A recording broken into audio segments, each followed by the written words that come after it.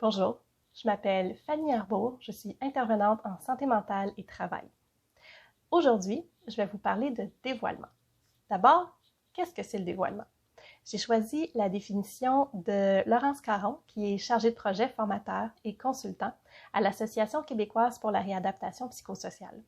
Donc, Laurence définit le dévoilement comme étant faire connaître ou non à autrui, pour une raison ou une autre, une partie de notre vie, de notre personne, de notre expérience personnelle passée ou présente. L'action de dévoiler sous-entend d'exposer au grand jour quelque chose qui est invisible. Souvent, on va nous poser la question, est-ce que je dois parler de mon trouble de santé mentale à mon employeur ou à mon futur employeur? La réponse n'est pas aussi simple que oui ou non. Ça va dépendre d'un ensemble de facteurs. Et c'est aussi souvent une réponse qui va être en mouvance dans le temps aussi, dépendamment de où vous en êtes dans votre cheminement, par exemple. Souvent, on a l'impression qu'on doit tout dévoiler ou rien du tout. Le dévoilement va arriver de façon spontanée parce que quelqu'un nous a posé une question, qu'on n'ose pas trop lui dire, qu'on n'a pas envie de répondre. On n'ose pas mettre cette limite-là. Puis on va tenter une réponse. Et là, on sent qu'on a trop parlé, qu'on a divulgué des choses qu'on aurait préféré garder pour nous.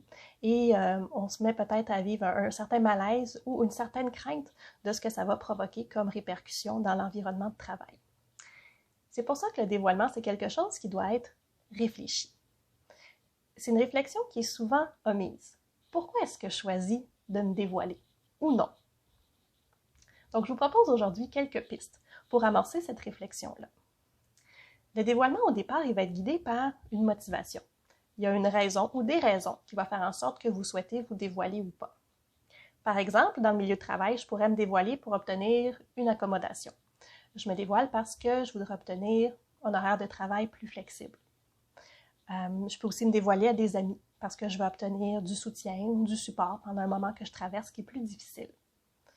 Il y a différents degrés aussi dans le dévoilement qui vont passer de « je ne dis rien du tout à personne » à « je dis absolument tout à tout le monde ». Sur le marché de l'emploi, quand on parle de dévoilement, il doit y avoir un objectif clair. Qu'est-ce que je veux obtenir en me dévoilant? Quel gain est-ce que je veux faire?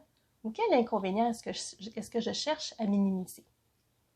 Dans un article qui a été publié en 2014, Corbière, Villoti, Toth et Waghorn parlent d'un plan de gestion de l'information personnelle comme outil pour le dévoilement en milieu de travail. Donc, il s'agit d'identifier quoi, comment, quand et à qui est-ce que je vais révéler une information. C'est cet objectif que vous allez vous fixer qui va déterminer la réponse à ces questions-là. Donc, quoi? Est-ce que je dévoile un diagnostic ou une difficulté? Comment? Quel mot je vais choisir? Sur quoi est-ce que je vais mettre l'emphase? Quand? Est-ce que j'en parle pendant le processus d'embauche ou est-ce que j'en parle quand je suis déjà en emploi? Et à qui je vais en parler? Est-ce que j'en parle au patron? Est-ce que j'en parle aux ressources humaines? Est-ce que j'en parle à un ou à des collègues? Donc, c'est important de prendre un moment de recul et de réfléchir à votre dévoilement. C'est le fait d'avoir fait cette réflexion-là, d'avoir déterminé votre objectif, puis d'avoir établi votre plan de gestion de l'information personnelle qui va vous donner le sentiment d'avoir le contrôle, d'avoir le pouvoir sur ce que vous dites. Ça va éviter d'avoir ce sentiment-là de perte de contrôle quand vient le temps de faire un dévoilement. C'est certain aussi que le choix de se dévoiler, puis dans quelle mesure vous allez le faire, ça va être ancré avec vos valeurs personnelles. Des gens pour qui le contrôle, l'image de soi, les normes sont plus importantes, risquent de tendre vers le non-dévoilement. Tandis que des personnes qui vont valoriser l'authenticité ou l'appartenance au groupe vont aller plus facilement vers le dévoilement. Je sais qu'instinctivement, certains d'entre vous vont me dire « c'est pas de leurs affaires, ma santé mentale, ça regarde personne ». Effectivement. Par contre, au-delà de ce sentiment-là initial, c'est quand même important de pousser un petit peu plus la réflexion, d'approfondir en fait ce sentiment-là initial. Donc, je vous propose quelques questions pour pousser un petit peu cette réflexion-là. Donc, présentement, au moment où vous m'écoutez, à qui est-ce que vous choisissez de vous dévoiler ou de ne pas vous dévoiler? Pourquoi est-ce que vous choisissez de vous dévoiler ou de ne pas vous dévoiler à ces personnes-là? Puis, qu'est-ce que vous choisissez de leur révéler ou de garder pour vous?